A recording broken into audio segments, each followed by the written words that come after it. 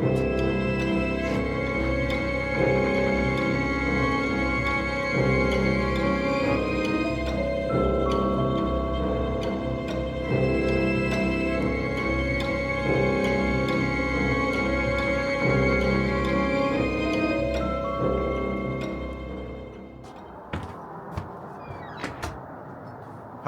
I'm Martin. Welcome to the cabin. And just the other day, we had some sort of a visitor. Let me get into that here in a few minutes. Stick around.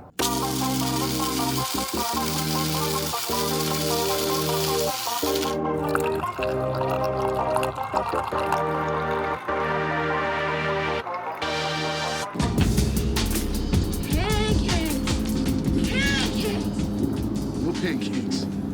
Pancakes! No pancakes!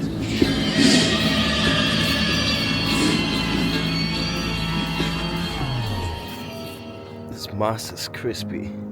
It's frozen. This grass is crispy and frozen. This leaf is crispy and frozen. My breath is crispy and frozen.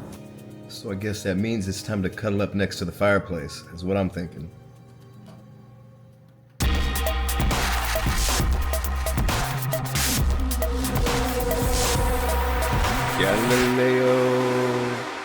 Galileo.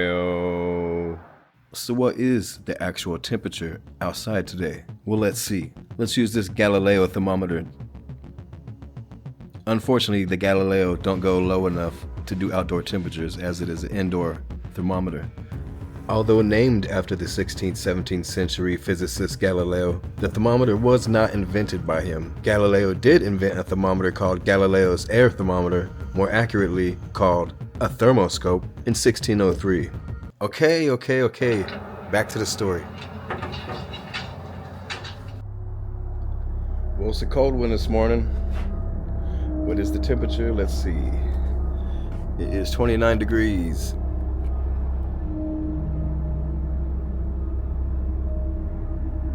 That's pretty cold. It's gonna get colder. But it is a nice morning out.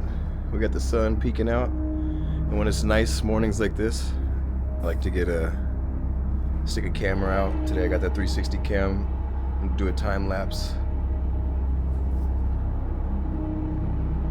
Time lapse of all of this. So when it's nice and sunny, I like to do a. So when it's nice out, So when it's nice like this, I like to set a camera up. And today I got the 360 cam right here. Damn it. So luckily I can see Mount Redoubt directly off my front porch of the cabin. And so I love time-lapsing Mount Redoubt. Shortly after doing some time-lapse, I had to check the oil on the car because we had to run and go get some water because we ran out. One time while leaving the water place going down this exact road, we seen what appeared to be a bear or something running on its back legs. As big as a bear, as tall as a bear. Like maybe even like Bigfoot or the hairy man. 25 cents per every 4 gallons or every 3.5 gallons, something like that. We do live in a dry cabin, so we do gotta come and fill up our jugs.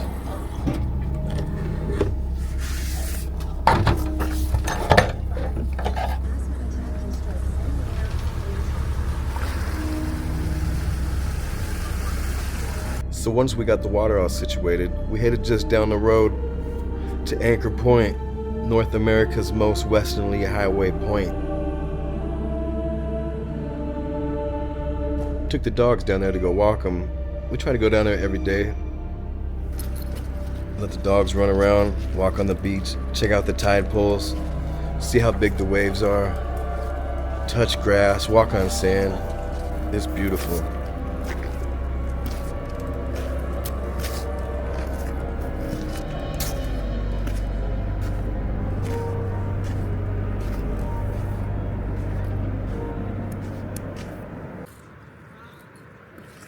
So we're back at the beach, walking the dogs. The water's really far out there. So we're gonna go check it out. It's a real low tide. But we come here often to relax.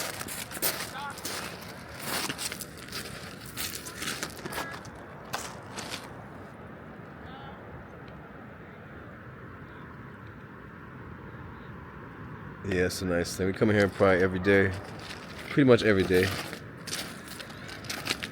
to relax, to go for a walk, to check out the scenery, to see how big the waves are.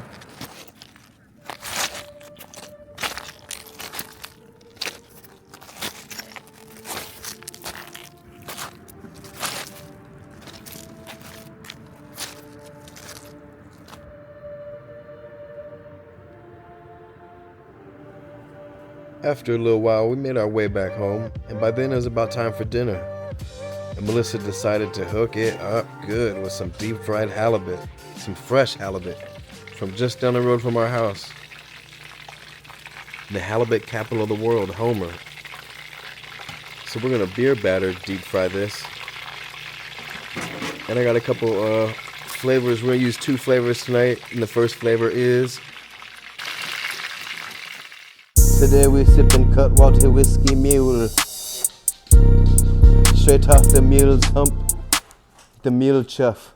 7% alcohol by volume. That's not very loud. It doesn't even go, what like 22? Isn't 22 the loud one?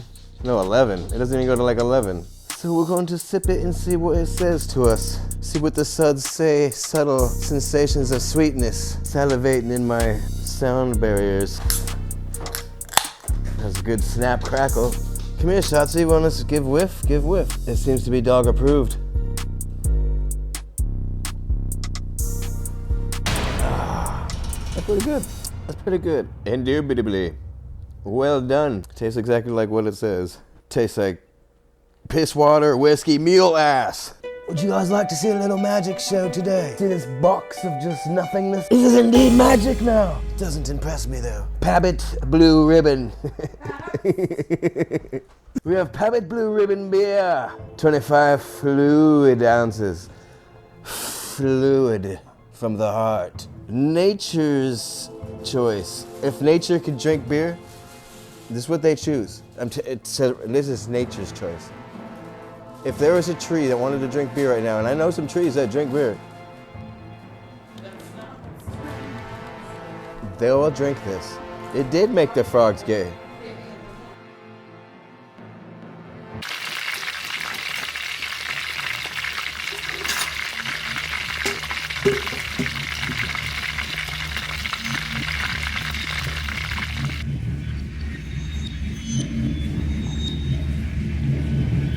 Get him.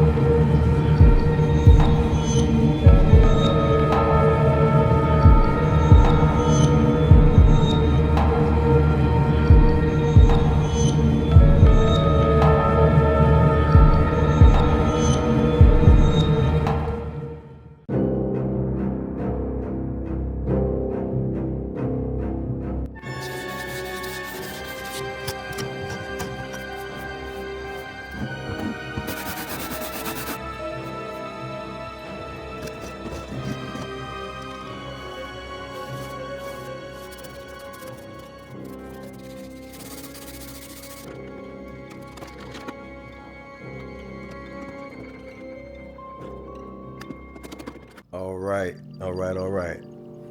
It's time for the UFO story. If you waited this long to hear the story, I do appreciate it. If you skipped ahead to hear the story, I don't blame you. Okay, let's get to it. It was a cold, foggy, rainy, dark night. Not too long ago. And right around midnight, the power went off. Okay, it wasn't windy. It was completely calm, but we was getting sideways mist, basically. It was like the mist was just floating in the air, making visibility bad, and when you went out there, you'd get wet, eventually. So right around midnight rolls around, and boom, power goes off. No big deal. We've had power outages before. We called the electric company, found out they knew No big deal, we've had power outages before. Contacted the electric company, it was all good. Power's supposed to come back on around 9 or 10 in the following morning. Well, with the power going on and off a couple times, it really freaked out one of my dogs. And this dog usually doesn't get freaked out when the power goes on and off, but we are in a different place, a new cabin. We've only been here for 60 days. So apparently my dog, Kino, had issues with it. She began shaking really badly, looking out the windows, looking up towards the sky, looking out the windows, just shaking. So bad that her claws were vibrating on the floor, like. I was nervous, like maybe we was going to have to take her to the vet, like something was wrong. I thought maybe she had a heart attack or a stroke. She's fixed, so I don't know if she was in heat. Something was going on, I was like, man, she can't be this scared from the electricity going out. But nevertheless, she was. For about 24 hours, she was shaking. And it turned out that's about how long. So anyway, so we got a shaken dog, really scared. We got the power going on and off. We got bad weather outside. Okay, no big deal. We can push right on through. Well, 7 a.m. comes around, and I make my way outside to go use the restroom or check the car oil or something like that. So around 7 a.m., I make my way outside while everybody else is getting up in the house. I stroll to the front of the porch and I stand out there and I have my hoodie on. And as I'm standing there staring off into the distance, my hoodie or my eyes are like flashing lights really fast. Like strobe lights are going off in my eyes, and I'm just assuming that it's from coming inside. Going into the darkness, because it was pretty dark outside. Inside was all lit up, and when I went outside, it was dark, so I thought my eyes were adjusting. And so as I stood there, just kind of zoning out, watching the strobing going on in my eyes, all of a sudden, directly above me, just flashes bright green, just boom, like a big flash of bright green. And then about a quarter mile across the canyon, a ravine that we live at, boom, it flashed again, like it went from one side to the other side of the canyon in like one flash.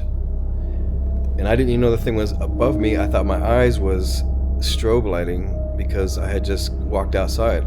Well, apparently when I walked out there and stood on the edge, it was just situated enough above the house to where apparently it was just lighting up the top of my hoodie. I had a hoodie on and my eyes was seeing it. Just wasn't registering to me that that's what it was. So I go back inside. I tell Melissa, hey, I just seen a UFO or UAP. And she was like, what? So it's not too crazy of a story. That's what it was. It kind of startled me because it was just sitting directly above me and I was standing out there. Didn't even notice it until it flashed bright. Silence. It flashed bright green light and then traveled within 1,000th of a second to the other side of the canyon. It flashed another bright green light. When it first happened, it didn't dawn on me that there was some type of light above me, some type of unidentified aerial phenomenon. I thought maybe it was lightning. But then there was no noise, and why would it be lightning in the winter time? And it's not even really raining. It's foggy and misty. It's not storming. There's no thunder. So that's my UAP story for this cabin. My dog's okay. Power's back on. And I haven't seen any weird aerial phenomena directly above my house in a while.